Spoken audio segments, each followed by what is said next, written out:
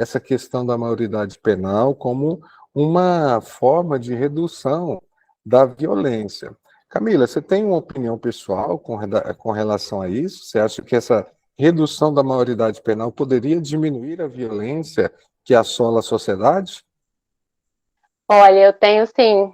E a minha opinião é que, de forma alguma, a redução da maioridade penal ela iria reduzir a violência. Até porque a gente já conta aí como um dos países que mais prende, encarceramento em massa, e uma outra série de fatores e argumentos que vão contra a essa ideia. E Mas você, isso a gente vai discutir. Como sim, jurista, como jurista, como feminista, que está muito ligado, né? Eu acho que você poderia, sim. pelo menos, imaginar como seria a situação de uma mulher menor de idade, né? Que ainda seria adolescente dentro de uma área de prisão, já que a gente sabe que a maioria das mulheres é um percentual muito pequeno das mulheres presas no Brasil que cometem crimes violentos, não é isso, Camila? Sim, na verdade, de acordo com a estatística, o que a gente pode observar é que a maioria das mulheres que elas são presas é algum crime relacionado ali ao tráfico, e essas mulheres são inseridas nesse meio, geralmente pelos seus parceiros, ou assim, alguma delas visando melhorar ali a renda da família, porque elas já possuem filhos, mas a gente sempre tem aqueles casos que fogem à regra, mas a maioria são esses. Para você ver até nisso, o homem complica a vida da mulher, né? Primeiro que faz filho, não assume, deixa a mulher como mãe e pai, e ela tem que fazer de tudo para sustentar os filhos, ou ainda são induzidas ao tráfico de drogas, né? A lei antidrogas superlota, pelo menos a forma como está essa lei, ela superlota os presídios brasileiros. Então, já dando um spoiler do que vai ser a nossa conversa aqui, né? A Camila, assim como deve ser, né? Ela se posiciona, deve ser assim, você vai desenvolver seu argumento, mas para você desenvolver um argumento bom, apoiando a redução da maioridade penal, meu filho, você vai ter que fazer um Vai jogo de ter, cintura muito grande para ter um argumento bom para isso. Já vou te alertando sim. nisso. Então, pessoal, maioridade penal, para quem não sabe o que é, tem a definição aí, ó. É o estabelecimento de uma idade a partir da qual os cidadãos sejam inteiramente responsáveis pelos atos criminosos. A maioridade penal ela varia de acordo também com a ela varia de acordo com a cultura de cada povo, de cada nação. A maioridade penal ela varia de acordo com a, vamos dizer assim, a infraestrutura que o jovem tem. Antes de sair pedindo maioridade penal, como é na Inglaterra, como é na Europa, para lá, veja a infraestrutura que eles dão aos jovens. Porque simplesmente reduzir a maioridade penal sem dar a infraestrutura e o apoio que se tem à educação e a jovens e outros projetos de políticas públicas, aí realmente é um atraso total, né? Então, Camila, o menor ele tem privilégios, seriam privilégios ou direitos que a gente pode falar aqui com relação a essa questão das leis? Então, seria um privilégio, justamente por estar ali e ser considerado com o melhor interesse desse menor, dessa criança, desse adolescente, e que sendo essa pessoa ali desprovida de meios para conseguir ir atrás do seu próprio recurso, ainda em fase de formação, de desenvolvimento, o que a legislação ela vem para tentar proteger e coibir de colocar essa criança e esse adolescente de uma maneira igual a um adulto, até por uma série de questões de desenvolvimento, a gente vai entrar em questões da questão pública, a questão, um histórico que a gente tem, quando a gente já vai se aprofundando em questão de classe e raça, ou seja, negros, pobres, tudo isso vai ficando cada vez mais latente. Então, acaba que sim, a criança e adolescente, ela tem toda essa uma lei para dar esse respaldo, para que ele seja protegido. E existe realmente esses indicadores em que os maiores infratores, pela questão social, são. A gente sabe que sim, né? Mas confirmando com você, que é especialista no assunto, são jovens negros de classe baixa. Acaba que a gente tem dados, sim, que corroboram com esse pensamento. Mas aí a gente vai abordar no decorrer dessa aula uma série de temas e outras questões para não tornar isso tudo muito simplista, né? Não é só porque a pessoa é preta e pobre que ela vai lá e comete mais crime. Mas tem uma série de fatores que entremeiam essa relação que, sim, proporcionam e acaba que essas são as pessoas que mais são presas e que dificilmente costumam sair. No Brasil, a maioridade penal é reconhecida, e na maioria dos países do mundo ocidental, aos 18 anos, né? Você acha que, aí é uma opinião pessoal, né? Não, a lei é 18 anos, mas você acha que poderia expandir isso para mais? É muito cedo, é muito jovem, é uma questão de cultura, 18 anos. Qual seria a sua opinião pessoal a respeito dessa data limítrofe? Acaba que, além de ser uma questão cultural, acaba que é um acordo entre vários países que tem que ali uma faixa para começar ali a penar aquela pessoa, que o termo punir a gente não usa muito, então seria apenar aquela pessoa, que ela cumpra aquela pena devido àquela infração que ela cometeu, aquele crime, 18 anos. Então, eu acabo que eu concordo, sim, com a maioria, e não só eu. Uhum. Então, pessoal, existe, né? Eu estou colocando o carro na frente dos bois aqui muitas vezes, né? Que está no roteiro da nossa aula, mas existe realmente uma, né? Já estamos dando spoiler aqui mesmo. O jovem infrator é mesmo penalizado, ou é essa mil maravilhas que o pessoal aí acaba acreditando que é a questão do jovem depois que ele é responsabilizado por um crime que cometeu? As organizações que recebem esses jovens estão preparadas para recebê-los? Você conhece mais a parte jurídica desse ponto aí? Olha, quando a gente vai falar sobre as organizações, elas já não estão preparadas para recebê-las de forma alguma. Quando a gente vai ler mais criticamente e buscar pesquisar, a gente vê, até no nosso cotidiano, que na realidade as prisões elas já estão superlotadas, elas não têm a estrutura suficiente para abarcar os que já estão lá, né, os adultos, os maiores de idade.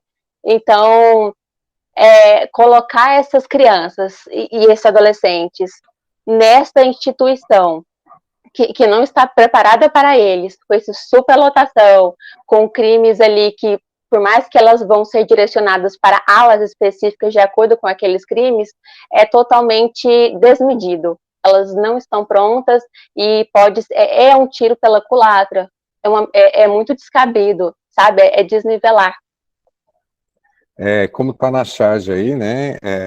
A gente acredita que é o papel do Estado, né? Dar a criança, ao jovem, ao adolescente, dar essas condições que seriam obrigação do Estado, dar como saúde, educação, e quando o Estado ele tenta tirar dele esse papel, é uma forma aí de, como está na charge aí, né, o Estado apontar uma arma para essa criança, porque a gente sabe que a maioria dos jovens, hoje eu ainda estava vendo um dado que não é muito relacionado a isso, mas também né, que a Polícia de São Paulo reduziu os quartéis da Polícia de São Paulo, que usam câmeras nas fardas, reduziram em quase 70% a letalidade em suas ações, os índices de mortes em suas ações. Então, a gente vê que nós temos no Brasil também, não só o Estado, né, mas a polícia, como representa também parte do Estado, um despreparo muito grande, né, não, Camila, para para lidar com essas questões? Absolutamente. Acaba que a gente tem uma carga cultural, de uma carga punitivista para lidar com essas questões, uma carga que vem muito ali conectada com a moral. Então, a gente vê, assim, que um dos grandes propulsores dessa violência não só o Estado, mas com todos os seus agentes, no caso, como os policiais, o próprio judiciário, e aí não só violenta, mas revitimiza. E aí é uma escada. E culturalmente tem esse negócio até na mídia, né, Camila? Quando é um jovem branco, classe média alta, que comete uma infração, a mídia o retrata como um coitadinho, como alguém que... Sempre. Então a manchete sempre. vai ser médico encontrado com drogas. Mas não. É, Mas se fosse um pobre, negro, ou então uma pessoa assim, já assim, negra, aí é diferente. E aí a gente sempre observa isso, essa desigualdade social e acaba que racial também. médico estupra paciente em sala de parto. Se fosse outro profissional, se fosse um, um pintor que está ali exercendo uma atividade, a manchete com certeza seria outra, né? Já iria chamando de estuprador, né? Não colocaria nem a profissão antes. Então tem essa questão cultural, pessoal. Então, pessoal, esse tema de redução da maioridade penal sempre foi uma ideia simplista para tirar do Estado a responsabilidade com segurança. Você paga imposto, você paga tributos ao Estado, e é o Estado que tem que te dar a segurança. E, ultimamente, no Brasil e no mundo, vem crescendo esse pensamento da extrema-direita, né? A extrema-direita não está crescendo só no Brasil, é um movimento mundial, e a extrema-direita, geralmente, sem querer tomar partido aqui, estamos falando de extrema, tanto direita quanto esquerda, extrema não tem diálogo. E a extrema-direita sempre tem soluções simplistas, né? Ou seja, o aumento da violência, a violência aumentou, põe uma arma na mão do cidadão para ele se defender, como se não fosse o papel dele, Estado, fazer essa defesa. Né? Então, essa proposta, essa redução da maioridade penal é uma lei, é uma proposta polêmica que já tem mais de 2 décadas que vem se discutindo ela, mas ela foi apresentada como lei, como uma PEC, como uma emenda constitucional, pelo senador Flávio Bolsonaro. É a PEC número 32, 2019, de autoria do senador Flávio Bolsonaro, do Partido dos Republicanos, né? E ele propõe essa redução da maioridade penal como forma de redução da violência. E ele propõe de 18 para 14 anos, como tem alguns países que adotam 14 anos, né? A gente vai citar o nome de alguns países daqui a pouco, para o pessoal aí entender. E essa lei voltou à discussão novamente. Daí a grande possibilidade desse tema estar na prova de redação do Enem. E essa discussão foi porque ela foi apresentada, uma PEC foi apresentada em 2019, né? E olha aí, para o desespero, né? Nós temos um congresso aí, hoje o Congresso Nacional Brasileiro é mais de extrema-direita do que de centro ou de direita. Ser direita não é defeito nenhum, né? O direito é ser extremo, tanto a esquerda quanto a direita. E o Congresso aí aprovou em segundo turno a redução da maioridade penal. Nesse caso aí, em crimes graves, ainda tipificou crime grave, né? Sem considerar o crime grave da omissão. Não é vitimizar qualquer agressor, né, não, Camila? É analisar as questões sociais, não é isso? O Estado também, nesse caso aí, muitas vezes, Sim. ele é um agressor, não é? Quando a Você gente não analisa essas questões sociais culturais que envolvem essas questões importantes, ainda mais uma questão como essa, num país como esse, acaba que a questão se torna muito simplista. E aí, para questões simplistas, tem o quê? Resoluções simplistas. Então, a gente precisa realmente analisar fatores como racismo, fatores como o êxodo que teve após a escravidão, onde essas pessoas foram morar, onde essas pessoas foram colocadas, se elas tiveram possibilidade de ter alguma fonte de renda, e isso vai se desenrolando no histórico para essas populações pobres, as favelas, ou as comunidades, no caso. Então, a gente precisa analisar tudo isso, o incentivo e o fomento à educação, à saúde, etc. Porque se a gente não analisar todas essas questões que envolvem todos esses anos desse indivíduo e quem ali convive com ele, é muito simples, é apenas prender mais um. Isso. E Camila, então, resumindo, para ser uma jurista ou uma advogada precisa ler muito, né? Quem pensa que o curso, ciências humanas, é fácil. Tem que ter uma leitura e uma compreensão da realidade muito grande, não é isso? É interdisciplinar, né? Então, assim, filosofia, geopolítica, filosofia, tudo um pouquinho agrega bastante. Nosso trabalho, que é trabalhar não só com a sociedade, mas com as pessoas, são múltiplos, né? Então, é fundamental.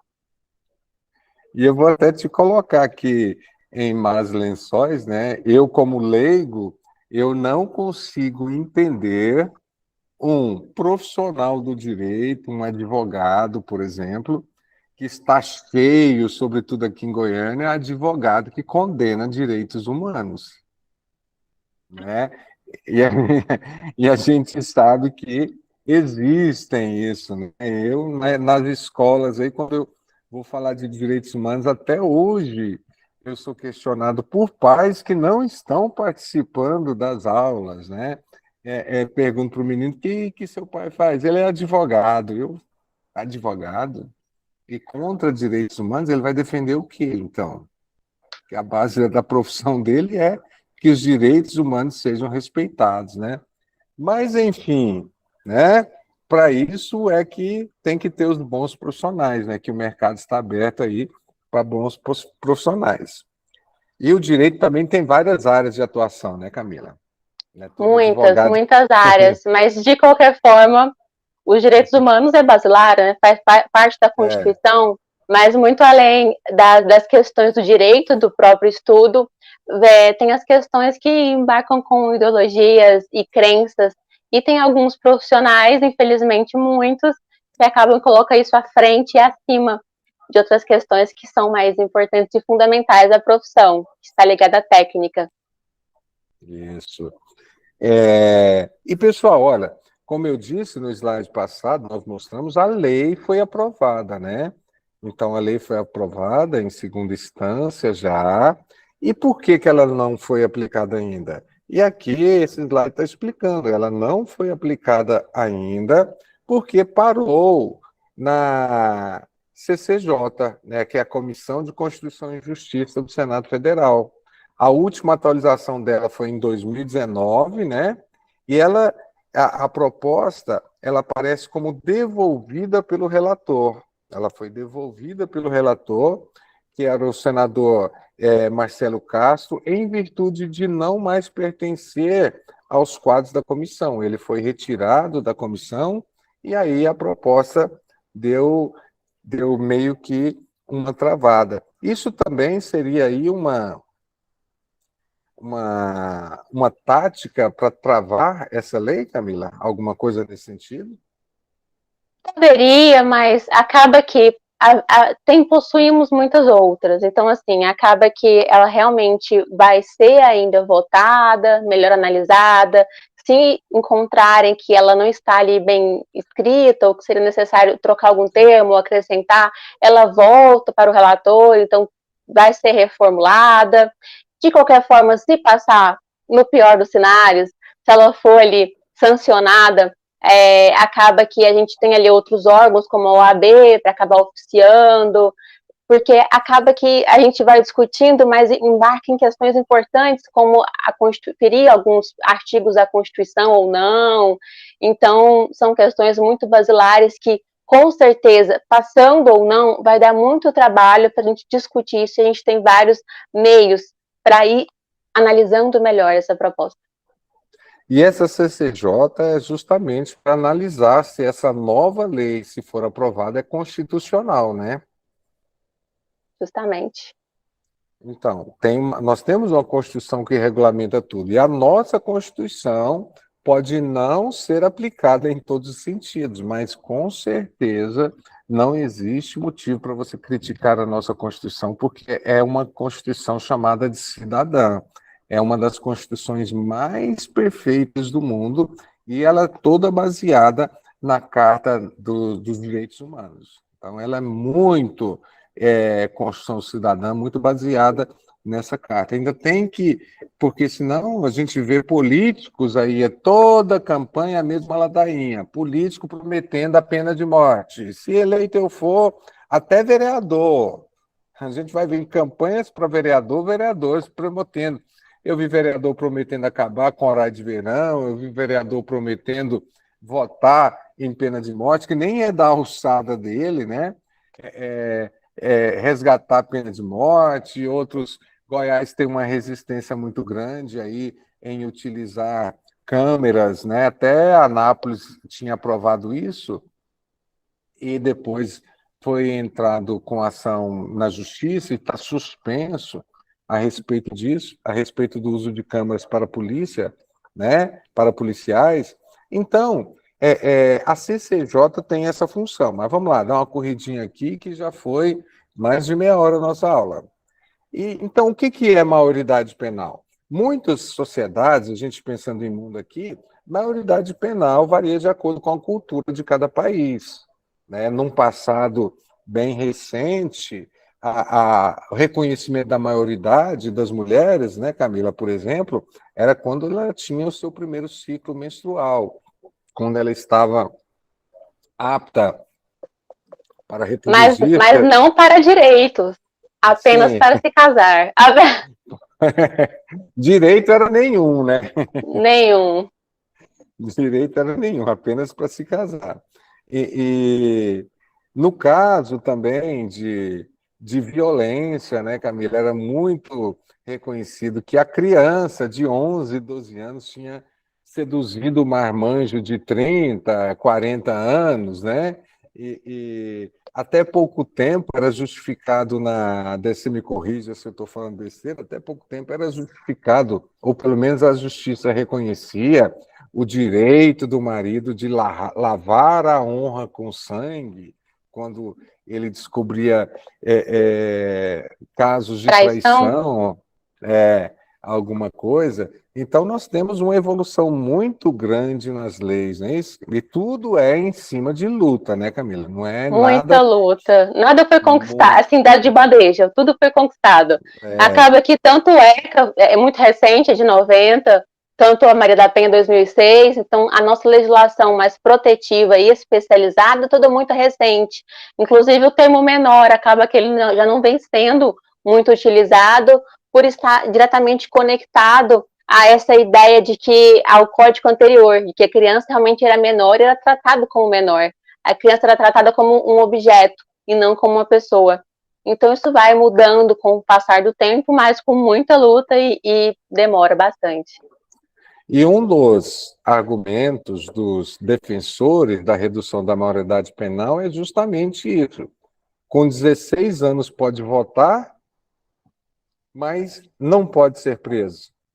Né? Que não tem, não tem nenhum cabimento um argumento desse aí, né? Quando eles afirmam que votar é tão importante quanto ser responsável por uma infração grave.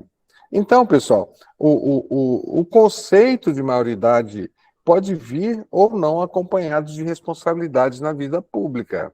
Então, não pode votar, mas não é obrigado, né? Mas tem privilégio que a Camila falou das leis de ser tratado como forma de diferente. Então, ele vem ou não acompanhado de responsabilidades na vida pública. No mundo inteiro é assim e no Brasil não poderia ser diferente, né? é, é, a doutrina de proteção integral, né? Como a Camila falou, essas leis vieram com muitas lutas e nessa ideia de doutrina de uma proteção integral, né?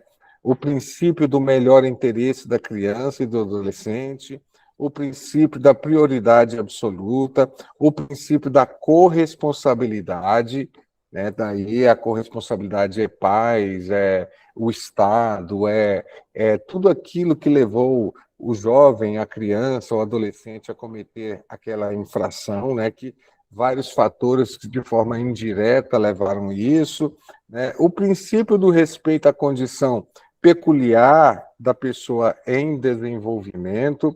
Então, tudo isso é que se baseia o ECA, né, não, Camila? Ele se baseia nessas características aqui para poder criar essa legislação que toma como uma forma diferente os crimes ou as infrações, né? Não é nem bom estar falando em crime, as infrações cometidas por menores de idade, não é verdade? Isso, os delitos que seriam assim, cometidos por crianças e adolescentes são chamados sim, de infração. E acaba que merece e é-lhes dado uma proteção especial e um tratamento diferente, porque de fato são diferentes. Então, não faz sentido colocar eles em uma cadeia onde tem ali os maiores, onde tem ali os grandes tráficos organizados, onde tem superlotamento, onde a gente não tem estrutura suficiente para os que já estão lá, onde a gente dificulta a inserção dos maiores, quem dirá com os menores, com essa ficha, se ficasse ficha, porque a gente vai olhar ainda aí na Fundação Casa, e quando ele comete uma infração, a gente vai ver que são 6 tipos possíveis de punições, né, deles serem apenados conforme aquilo que eles cometeram. E isso não fica registrado, claro, vai depender, em casos muito graves, sim. E é justamente para promover essa reinserção.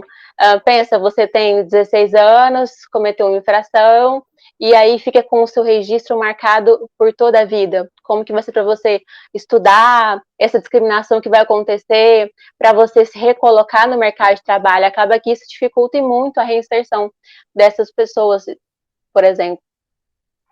Se até tatuagens estão sendo removidas hoje, né? Imagine uma questão de uma infração e depois de ter cumprido, né? João, você levantou a mão, João? Pode falar.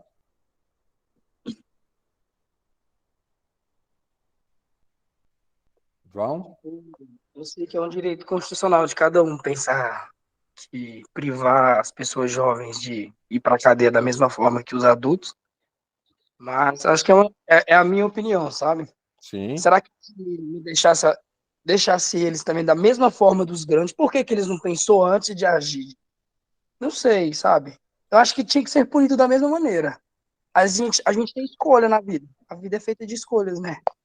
E acho Então, que se João. tivesse essa Sim, pode. escolha, tipo assim, que se ele fosse penalizado da mesma forma, talvez ele pensaria. Acho que por eles não ser penalizados dessa mesma forma, acho que é uma porta para eles. Eu posso fazer que eu não vou preso. Eu vou preso, eu saio rápido.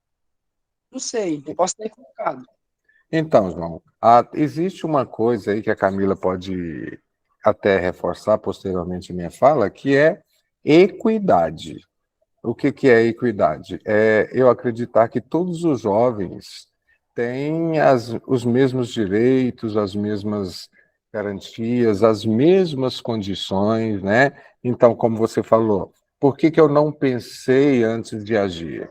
Por que eu não pensei? Porque muitas vezes eu estou barrado no mercado porque eu sou negro, né? Existe isso, não é mimimi, o racismo está aí, eu estou barrado no mercado, porque eu não tenho educação, não tenho acesso à educação que me é garantido, eu também não sou preparado para o mercado de trabalho, porque eu não tenho uma capacidade de ter uma consciência crítica que é capaz de me levar a uma sociedade consumista, que a sociedade me oferece padrões para ser feliz e não me dá condições de atingir esses padrões, padrões de consumo, padrões de vida, padrões de ideologia, né? A gente vê que, por exemplo, se você observar a cultura, o quanto a cultura mudou. Não estou dizendo que existe cultura melhor ou cultura pior,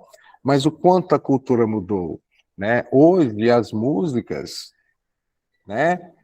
Por você eu bebo mar de canudinho, atravesso o Polo Norte de shortinho, que legal. É uma música, mas as músicas elas tomaram um conteúdo romântico, tomaram um conteúdo sexualizado e tomaram um conteúdo de objetificar as coisas, por exemplo. Então,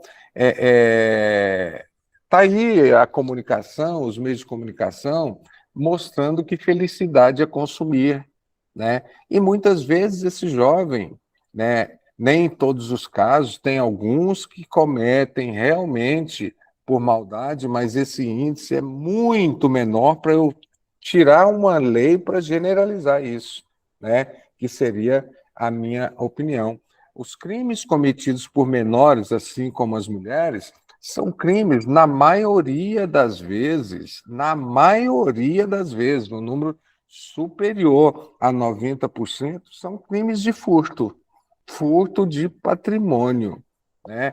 Furto de bem material, como um celular, por exemplo, né? E a maioria das vezes não estão armados, né? Ou seja, o que, que a mídia divulga como sendo algo que é uma constante, parece que é uma constante, que o cara assaltou de mão armada, que bateu, que espancou a pessoa, e na verdade houve um crime de furto, né? E os crimes de furto à mão armada, a maioria não são cometidos por menores, né? Não é isso, Camila? Acaba que, se a gente vai olhar dados, tem aqui a Secretaria Nacional de Segurança Pública vai nos trazer que os jovens entre 16 e 18 anos são, na verdade, responsáveis por menos de 0,9% dos crimes praticados em todo o país.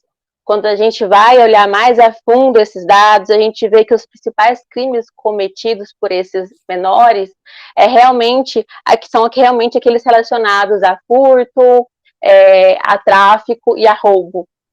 E quando a gente vai olhar mais a fundo, uma questão que, claro, o senhor mencionou muito, a questão da meritocracia, que a gente realmente tem que olhar com essa visão diferente, que nem todo mundo parte ali do mesmo ponto de partida. E isso é verdade, por isso a gente precisa olhar o todo, não que isso justifica, mas acaba que explica e é necessário levar isso à frente.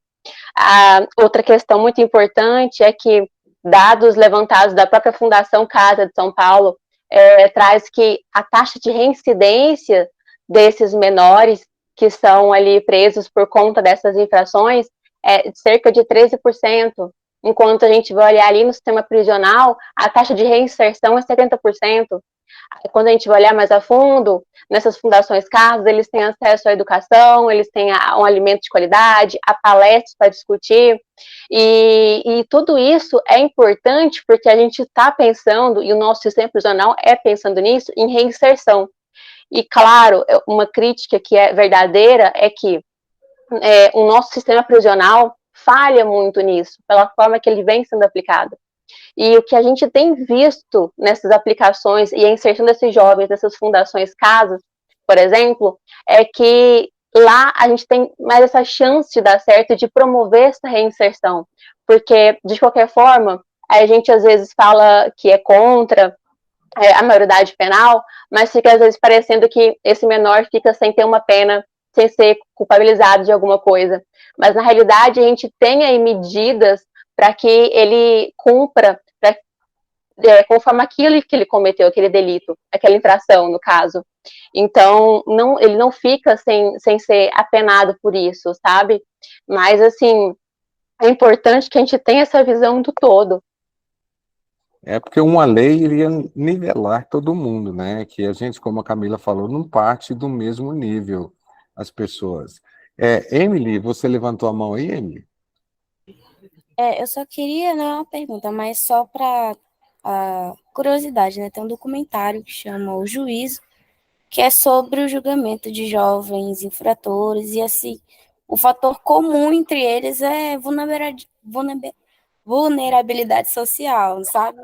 Assim, jovens, assim, pequenos furtos, tem até um caso bem específico de uma menina que roubou a câmera, mas ela se arrependeu, então são coisas pequenas, não são coisas assim graves como tentativa de homicídio, óbvio que acontece, mas assim, na maioria não são crimes que deva se igualar a um adulto que cometeu algo bem pior. Então, é um documentário muito bom sobre a maioridade penal. Qual que é o nome do documentário? O Juízo. O Juízo. Beleza, vou procurar. E aí, o João e Emily, né? Tem um outro fator, só para a gente encerrar essa fala do João aí, né? Encerrar essa fala do João, que o nosso sistema prisional, já pensou você colocar um jovem de 16 anos dentro de um sistema profissional misturado com adultos, misturados com todo tipo de criminoso, com traficantes, com tudo, né? Então, o nosso sistema, infelizmente, nós não temos um sistema profissional que recupera, né? Então, a gente teria que mudar toda a nossa estrutura, porque nosso sistema prisional não foi feito para recuperar, ele foi feito para punir. Julie, você levantou a mão? Eu só queria reiterar o que a Emily falou a respeito do documentário. Lá tem um crime violento, sim, só que, se eu não me engano, foi um crime de homicídio cometido do filho contra o próprio pai. Então, assim, mais uma vez, comprovando o que ela falou, a questão da vulnerabilidade, ela não é só no quesito social. Muitas vezes a família também não dá muito amparo. Sim, tem, como eu falei, a questão cultural, a família não dá amparo, família não frequenta nem escola, né, gente?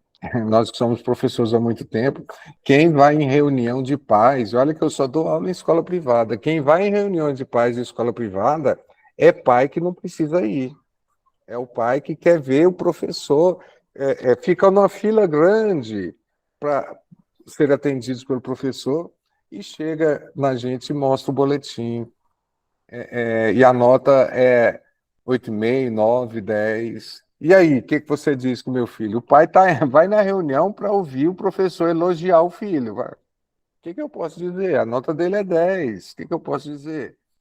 Né? Tá bem, tá.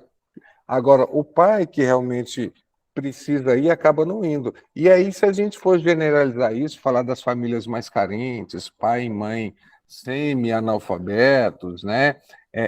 Sem educação concluída, a gente acaba vendo que o problema é muito maior. Por isso, nós não podemos ter uma lei que nivela as coisas. Para manter o princípio da igualdade, as leis têm que têm que ser diferentes. Para sermos iguais, tem que ser diferentes. Isso é equidade, por exemplo. O idoso tem que ter uma vaga garantida na porta do estabelecimento comercial, para que ele possa se deslocar como um jovem saudável. Né? O idoso tem que ter preferencial na fila do banco, atendimento preferencial, o idoso, a gestante. Né? Isso é equidade, porque se a gente pegar a mesma lei para todos, né, é a mesma coisa que a gente está assistindo, tentando assistir um jogo de futebol atrás de um muro. O muro, muitas vezes, o mais alto consegue ver sobre o muro e assistir o jogo. O mais baixo está no mesmo nível dele e não vê, não tem acesso. Né? Seria mais ou menos isso, não é isso, Camila? O pessoal pode falar de equidade no texto? Olha, vocês acabaram de mencionar um dos princípios do direito, que é a isonomia. Acaba que ele é muito comparado a um princípio da igualdade, mas se trata justamente isso que o Rocha acabou de explicar, que a gente tem um muro, então o mais alto consegue ver através, o que é menor não consegue, então eu vou dar o mesmo banquinho para todos? Não, eu vou dar um banquinho maior para quem é menor e um banquinho menor para quem é maior, justamente colocando ali esses fatores seriam considerados desiguais para alcançar uma equidade, porque nem todos eles ali partem do mesmo lugar. Então, Espero que tenha entendido, né? Então, a Camila começou a falar no início da aula, né, Camila? Nós começamos a falar por que que a maioridade penal, na maioria dos países, como foi dito ali no mundo ocidental, principalmente, que foi estabelecido 18 anos na Constituição nossa, né, na Constituição de 1988, no artigo 228, por que que a maioridade penal é 18, não é 15, não é 16, não é 17, não é 19, não é 14, né? Isso foi estipulado por causa disso aqui, pessoal, por causa da doutrina de proteção integral, né? E a doutrina de proteção integral, ela é mais ou menos que uma, uma convenção internacional, não é isso, Camila? É justamente isso. Acaba que tem alguns fatores que todos os países, ou a maioria deles, eles tentam adequar para ser unificado. E esse é um desses fatores que é para tentar acabar e proteger as crianças e os adolescentes, já que eles não são iguais a quem tem a maioridade. Isso é uma orientação da ONU, diga-se de passagem, né, de unificar essa idade mínima aos 18 anos, né? E como nós temos aí grandes transformações na sociedade, você vai ver o seu vozinho dizer, ah, mas eu comecei a trabalhar com 14 anos, como nós já falamos em outra aula, 14 anos, tem que colocar a criança para trabalhar, senão vira bandido. Isso é romantizar o capitalismo. Criança não tem que trabalhar, né? Criança não tem que trabalhar, criança tem que estudar, criança tem que ser criança, a criança tem que ser respeitado a sua fase, né? Então, é meio que um acordo internacional que é proposto pela ONU, né? Onde a ONU orienta que a maioria dos países filiados a ela segue a ideia de que a doutrina de proteção integral. As crianças estabelecem uma idade mínima de em torno aí de 18 anos, né? Ó, nos Estados Unidos é 16 anos, mas a lei nos Estados Unidos é diferente dos maiores de idade, né? Eles são punidos, como aqui no Brasil, diga-se passagem, como a Camila falou, não existe impunidade, eles são punidos, só que com uma lei específica, não é isso, Camila? Como tem o ECA aqui? É uma lei específica. E acaba que quando a gente vai comparar a nossa legislação com de outros países, sempre surge essa comparação com os Estados Unidos, por exemplo.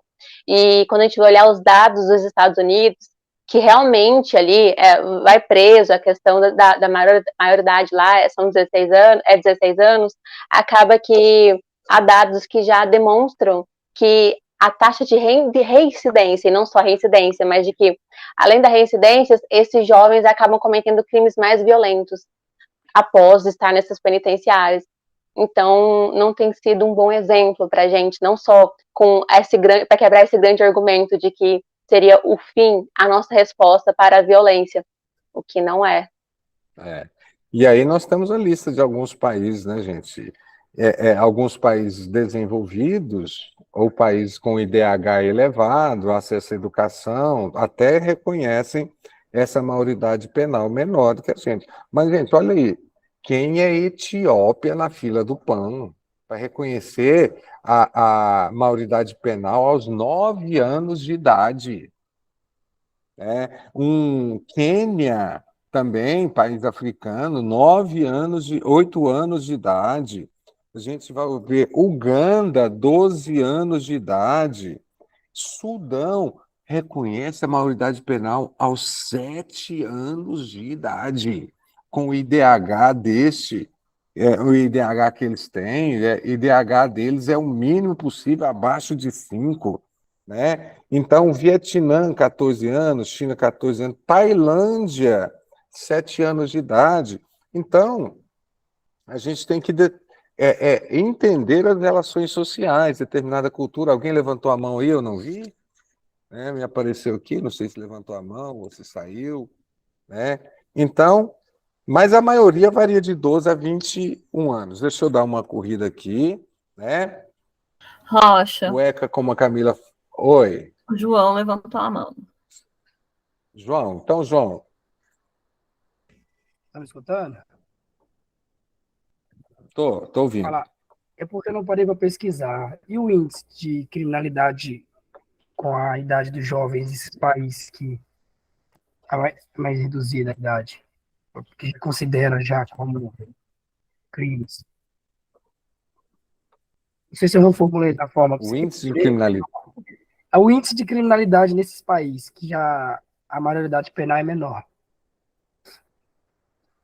Tá, Será que vamos Acaba colocar aqui. que acaba que eu sei que é um índice de criminalidade mais alto, principalmente nesses países que a gente vai olhar aqui no slide, que eles são considerados ali subdesenvolvidos ou com menor IDH. Mas assim, quando a gente pensa nos países que a gente considera ali com maior IDH, como a Itália, como a Inglaterra, a Alemanha, Rússia, a gente também pode analisar outra questão que é o meio, a estrutura, o tipo de educação que esses países fornecem para não só essas crianças e adolescentes, mas para a família delas também. Então, assim, não que se justificaria, mas cometer um crime com 13 anos na França é diferente de cometer um crime com 13 anos no Brasil, em questão de estrutura, de ponto de partida. Isso também deve ser levado em conta. Mas de todos aqui, eu não consigo mensurar para você a taxa de violência. Eu posso dizer aqui, desses aí, a taxa de violência, como por exemplo, nos Estados Unidos, que ainda é elevada. Não tão elevada quanto o Brasil, mas para países desenvolvidos é o mais elevado que nós temos. E como nós dissemos, essa punição de 8 a 16 anos nos Estados Unidos não é a mesma punição para um adulto. Existe meio que um ECA para eles, né? O jovem pode ser recluso, os lugares de reclusão desses jovens são diferentes dos presídios, né? Talvez não recuperem como possam recuperar, mas também não seriam tão violentos como os presídios brasileiros. Como a Camila falou, eles têm mais infraestrutura, mas, por exemplo, tem nos Estados Unidos a liberação de armas, o acesso fácil a armas, por isso que a gente está vendo numa intensidade, uma onda que até se espalhou pelo mundo e o Brasil foi vítima dela, né? O aumento de crimes feitos por loucos, psicopatas, como invadir escolas, invadir locais públicos e atirar em todo mundo, cometer esses crimes. Então, a gente está falando aqui de uma lei, do perigo, João, do perigo de uma legislação que unifica todo mundo, né? Então, você, eu, meu filho, nós tivemos uma estrutura, a Camila, nós tivemos uma estrutura que uma família que nos orientou, tivemos uma família que pagou boas escolas para a gente, tivemos o apoio da família, tivemos uns privilégios que para o Brasil é privilégio social, o que deveria ser o normal. Então, nos países desenvolvidos que existe a redução da maioridade penal, não existe falta de educação, né? O acesso à educação nos Estados Unidos, até o ensino médio é todo de graça. E você vê até nos filmes teens que passam por aí, filmes de colégio, você vê rico estudando com pobre na mesma sala. Nos Estados Unidos é diferente daqui, porque o terceiro grau, ou seja, o ensino superior, que é pago, né? Tem as universidades públicas, mas as melhores são as privadas. Mas a base da educação, que leva ao mercado de trabalho básico, é totalmente igual para todos, né? Pode-se estudar numa escola privada nos Estados Unidos, mas para quê? A escola privada hoje aqui em Goiás, o que a escola privada em Goiás e no Brasil oferece? Aula. É o mínimo que a escola poderia oferecer. É a garantia que você vai ter aula todos os dias, né? Agora, uma escola privada, para ser privada, deveria ter um oferecimento muito maior. Então, quando a gente fala dessa redução da maioridade penal, é o perigo de acabar com aquela isonomia que a Camila falou, não é isso, Camila? Exato. Né? Então, pessoal, aqui tem o ECA, né, que foi promulgado em 90 e é um instrumento legal que consolida a garantia e a Constituição dos jovens, tá? O ECA, aí, mais slides sobre o ECA. A Constituição, para aqueles que gostam de citar a Constituição no texto, né? Então, as medidas socioeducativas do ECA, como a Camila falou, não existe falta de punição. Né? É uma ideia falaciosa, uma ideia falsa, você pensar que o jovem que cometeu um delito, ele fica impune na sociedade. Ele é punido de acordo com as leis. Né? E a lei que imputa a ele é uma lei diferente sobre o adulto, porque ele não pode ser tratado como um adulto. Né? Não pode ir para o mesmo presídio, não pode ter uma função somente punitiva, tem que ser socioeducativa. Esse jovem tem uma probabilidade e por pior que sejam as condições dos sistemas prisionais do Brasil, inclusive do ECA, existe uma recuperação no Brasil, isso já é dado.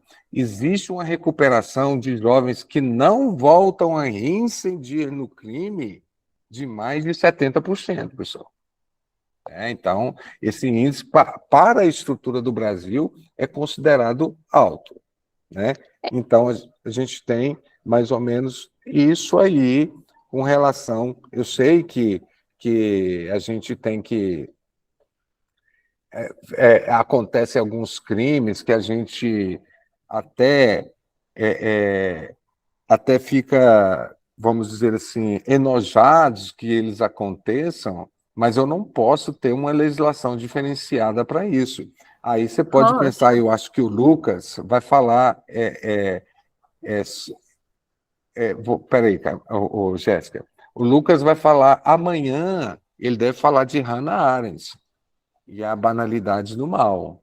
Né? Sim, Jéssica. A Camila vai saber explicar melhor, mas assim, eu acho que tem que levar em conta a forma como o direito é aplicado também, né? Porque aqui no Brasil, por exemplo, existe uma tendência de generalizar. E cada caso é um caso, né? Por exemplo, aquele menino lá que matou aqueles alunos do Colégio Goiás, né? Aquele atentado que teve lá, que nitidamente foi um menino que, assim, eu não sou psicóloga, mas o que a gente entende enquanto professor também que está em sala é que aquele menino aprendeu que aquela era a forma de lidar com os problemas. Então, tem alguém me incomodando, filho de 2 policiais militares, eu tenho fácil acesso à arma, pelo visto ele sabia manusear a arma, né, por tudo que a gente ficou sabendo, então eu vou lá e vou matar meus colegas. E ainda que tenha sido um crime assim, né, bárbaro, de certa forma, tem tanta coisa por trás, como que a gente mete aquele menino dentro de uma sala com pessoas bem mais, né, já avançadas aí no crime. Então, assim, acho que tem um problema jurídico também no Brasil de saber ponderar cada caso. Não sei se eu estou falando besteira, Camila vai me corrigir, mas nos Estados Unidos, por exemplo, cada caso é de fato avaliado como um caso isolado. Não sei. E tem outros lugares que funcionam assim também na Europa, né, por exemplo, que talvez desse até uma margem para a gente tentar discutir, então, de fato, essa maioridade penal. Não sei, é isso, Camila? Acaba que o que a gente vê nos Estados Unidos, por exemplo, em alguns países da Europa, é realmente muito além do que uma boa estrutura que eles dão, acaba que tem essa veia punitivista, que está muito ligada ali à carga da direita e toda essa carga do consumo, a como limitar o consumo. Então, isso são questões muito importantes nesses casos em específicos, mas há uma grande dificuldade em trabalhar essa legislação com essas crianças e adolescentes. Quando, por exemplo, no slide passado, retrasado, na verdade, a gente vê aí que o adolescente ele fica detido por 45 dias, dependendo do crime, acaba que seria ali como o equivalente a uma prisão provisória. Então, é até ter um julgamento. Depois disso, dependendo do crime, ele fica até 3 anos. Se for um crime igual um homicídio, pode se estender. Então, assim, é muito importante que a gente saiba que não é tão simples. Ele realmente vai ser apenado devido àquilo que ele cometeu. Só que ele vai ter um amparo diferenciado. Mas, de certo modo, o ECA é de 90. Então, assim, é algo muito recente que a gente vem discutindo. E eles realmente merecem uma proteção diferenciada devido à sua diferença com quem já possui a maioridade, como desenvolvimento. Se a gente for pensar aqui, Rocha, o que você fez com 16 anos, 13, nossa senhora, meu Deus, socorro. Então, assim, não é a mesma cabeça, o mesmo desenvolvimento. Então, a gente precisa levar isso em consideração, sim.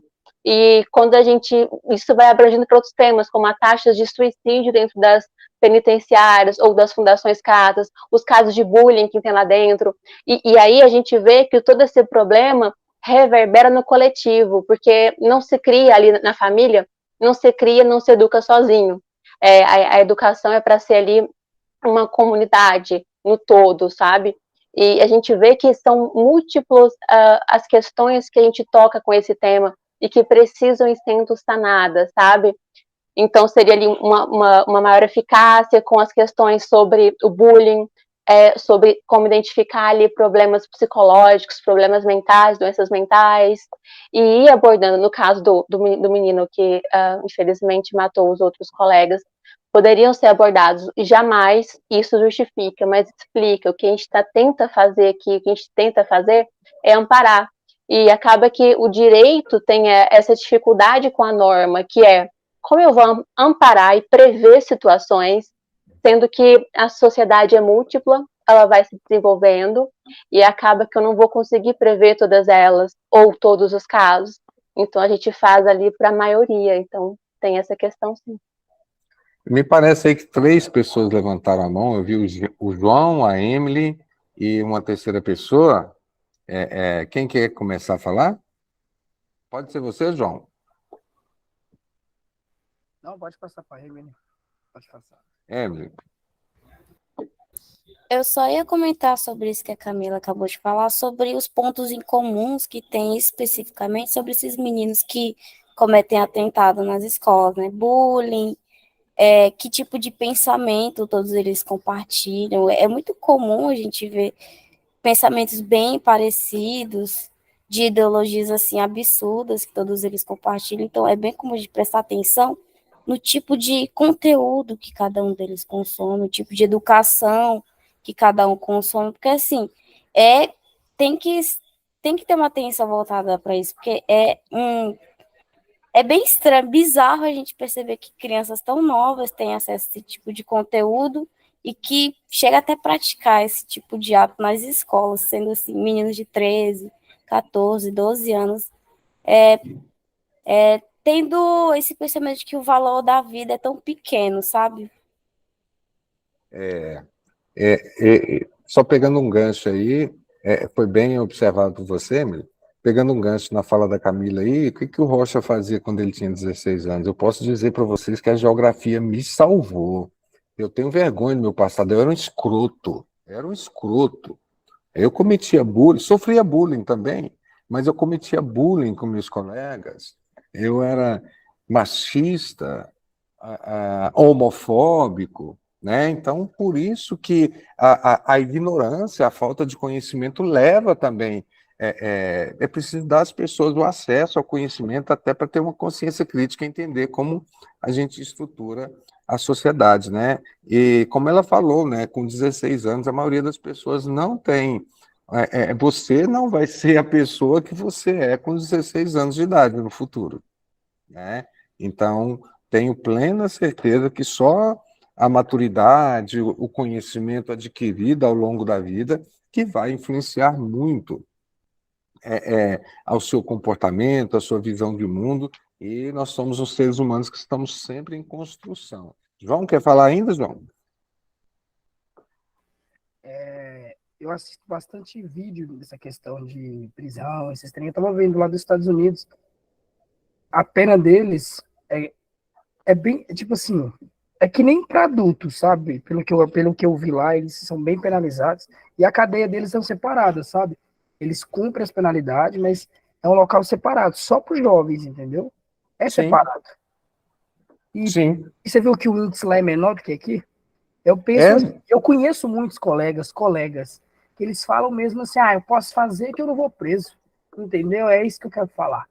Eu posso estar generalizando, sabe? Mas não são sim, todos. Mas é sim. um passo para acontecer. Estados Unidos é bem menor do que aqui, porque é um país de primeiro mundo. Mas o menor não é porque ele, ele é punido de forma diferente. O menor é porque é dado a ele mais infraestrutura.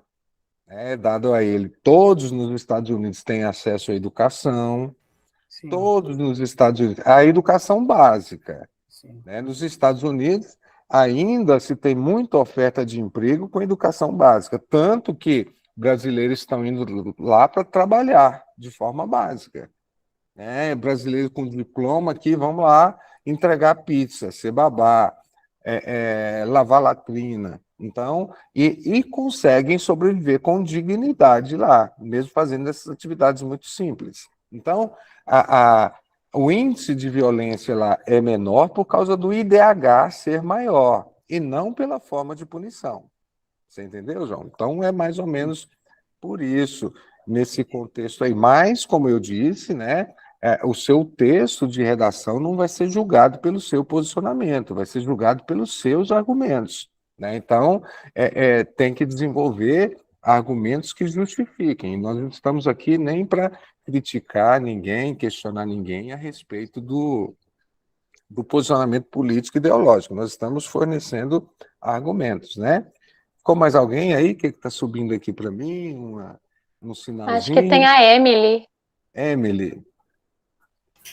É só sobre a fala do Joé, porque é bem problemático a gente comparar um país de primeiro mundo com o país que a gente vive, né? Porque a gente tem vários sistemas públicos, assim, o SUS, a gente tem que o Brasil, os Estados Unidos não tem, mas assim, nossos sistemas públicos assim, nem atendem, né, a demanda.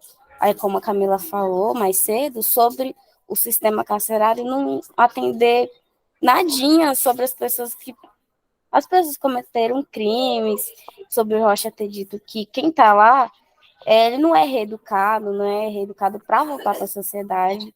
É bem como a gente vê pessoas que têm 5, 6, 7 passagens pelo mesmo crime. Então, não é justo a gente pôr um jovem que, entre aspas, está começando a vida, teve uma escolha errada, assim, teve sua chance de escolher fazer ou não, mas, enfim, pôr um jovem que cometeu um furto, um roubo pela primeira vez, num indivíduo que já está nessa vida faz um tempo, porque o sistema carcerário não atende ele da maneira que deveria.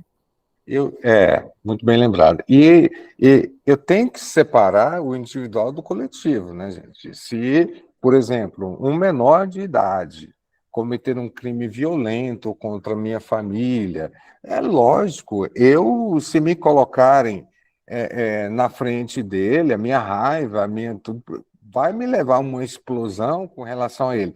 Mas eu preciso de uma sociedade que me contenha, que diga, calma, professor, né? Nós temos leis para isso, não é sua situação. Então, se a gente for pensar no individual, crimes violentos são revoltantes em qualquer contexto, mas eu preciso de uma legislação, de uma sociedade que contenha essa ação de resposta ao cidadão, né?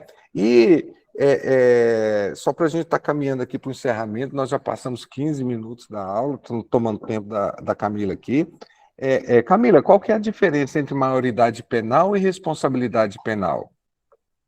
Acaba que a maioridade ela está ali diretamente conectada com, a partir desse momento em que essa pessoa vai poder ser responsabilizada. Já, qualquer outro você perguntou, a minoridade penal, né? Maioridade penal e responsabilidade penal. Sim, então, a maioridade penal acaba que é quando a pessoa pode ser responsabilizada como se um adulto ela fosse. Então, ela pode ali realmente ser presa, ir para uma penitenciária, ela vai responder por aquele crime, pelas penas previstas ali no Código. Agora, já a responsabilidade penal, ela é ali direcionada a quem tem ali menos de 18 anos, aqui no caso do Brasil. Então, aí já deixa de ser ali uma pena para ser uma infração, e aí ele passa a ter uma proteção diferente, como a gente estava falando aqui. Beleza, beleza. Então, estamos caminhando aqui para o final, né? Mais uns 5 minutos, eu peço calma para vocês, depois esse vídeo vai ficar gravado também, né? As consequências da redução da maioridade penal na sociedade, né? Nós vamos ter que não, nós já falamos aqui, não reduz os índices de violência. Nos lugares em que existe uma redução da maioridade penal, isso não contribuiu para reduzir os índices de violência. Naqueles países, na Alemanha, na Inglaterra, nos Estados Unidos, o que reduz os índices de violência é o IDH mais elevado. Né? Então, antes da gente pensar em reduzir o índice de violência, vamos pensar em chegar o IDH ao nível daqueles países. Índice de violência, não. Reduzir a maioridade penal, chegar ao IDH, né, daqueles países, se aproximar do IDH. Outro, né, o sistema prisional que nós falamos não resolve. O sistema prisional não é reeducativo no Brasil, ele é punitivo. A pessoa está sendo presa para não ser reeducada, mas para ser punida. Então, a gente tem que decidir, você quer um sistema prisional que vinga ou você quer um sistema prisional que recupera o infrator? Então, a gente tem isso aí. Né? É necessário construir mais escolas. A educação tem impacto positivo na redução dos índices de violência, a gente sempre vem falando isso, porque prepara, a educação liberta, a educação joga no mercado de trabalho, a educação cria uma consciência crítica, e aí, tanto que os crimes cometidos por menores são cometidos, na maioria das vezes, por jovens que não têm acesso à educação ou não têm acesso à dignidade, né? Que é obrigação, está lá na Constituição, é dever do Estado e direito do cidadão. O acesso à educação, o acesso à dignidade, o acesso a tudo que possa levar uma melhor qualidade de vida. É dever do Estado e direito da educação. Então, antes de cobrar redução de maioridade penal, vamos cobrar que o Estado faça o papel dele que está na Constituição, né? Como o João tinha apontado anteriormente, eu acho até interessante esse ponto, que aqui a gente fala sobre uma educação basilar, que permite dar possibilidade para todos, mas o interessante é também o acesso a essa informação. O acesso à informação de que, se você cometer algum tipo de delito, você pode ser, sim, punido, apenado, tem ali uma punição para você, o que acaba que, às vezes, pode ser que não chegue a esse acesso, essa informação não chega até essa pessoa, e cria essa ideia de impunidade também. Isso. E provando que nós não estamos aqui só com uma ideologia para socar a garganta abaixo para você, nós falamos de alguns argumentos das pessoas que são em favor da redução da maioridade penal. Como o primeiro argumento que o João utilizou aí, viu, João? Não é errado o seu posicionamento, é só questão de argumento, quero deixar bem claro isso aí, né, que uma pessoa de 16 anos tem discernimento já e condições para saber o que é certo e errado. É um argumento, né? Então, crie um texto, alguma coisa que vá convencer quem está corrigindo a sua redação que o seu argumento é bom, né? Que o seu argumento valeu a pena, que o texto foi bem escrito. A gente tem que entender que a redação ela é corrigida assim.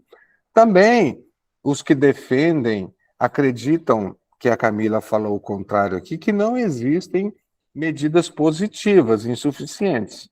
Eu, particularmente, e a Camila também, nós acreditamos que isso não é verdade, porque as pessoas, os menores, são punidos de acordo com o rigor da lei, que é imputada sobre eles, sobre a condição de ser menor.